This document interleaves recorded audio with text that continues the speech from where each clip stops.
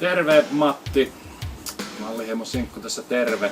Tossa noin vähän Johanneksen kanssa mietittiin, jos olisin päässyt sinne sun polttareihin vaikka salibändiin maaliin, mutta tässä on koittanut urheilla kovasti. Nytkin maajoukkueen asut taas päällä, mutta ei musta kyllä nyt ole ei ole sulle vastusta, että joudun jättää ne väliin, mutta Johanneksen kanssa sovittiin, että tehdään pikku pätkä tonne YouTubeen sitten.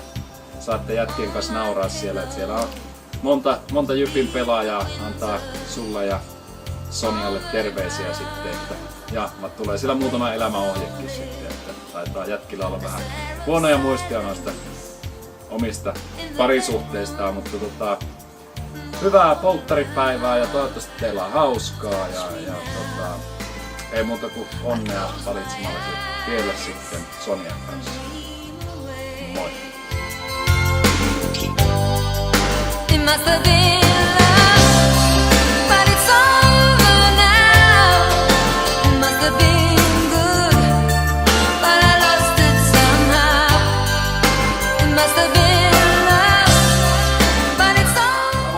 Moi Matti! Sinkulta terveisiä. Sinkku on tosi paholla, että ei päässyt mukaan salibändin juttuihin. Sinkkuhan on siis loistava maalivahti varmasti. No niin, Jykä sä äsken haukuit. Mutta valtion velvollisuudet kutsuvat miestä eikä pääse tällä hetkellä valitettavasti mukaan teidän suureen juhlaan. Toivotetaan sulle ja Sonjalle hyvää hääpäivää ja kaikenlaista muutakin elämää. Ja tässä otetaan vielä yhteinen kuva tästä vokaalista. Tässä on poika. Moro Matti. Onnea valitsemalla kielen, mutta jos jossain vaiheessa rupeaa kaduttaa, niin tuolla Haparoskissa niin mä luulen, että siellä on tarjolla kanssa erilaisia vaihtoehtoja. Otetaan rohkeasti yhteyttä. Tää oli Vikati. Tsemppi. Täytyy sanoa onnitteluja ja hauskaa polttariltaa, kun teidän porukalle.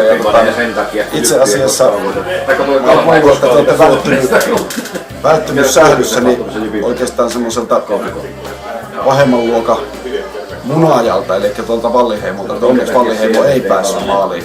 Hei Matti! Avioliitto on ensimmäinen askel kohti avioeroa. Tsemppiä valitsemallani tien.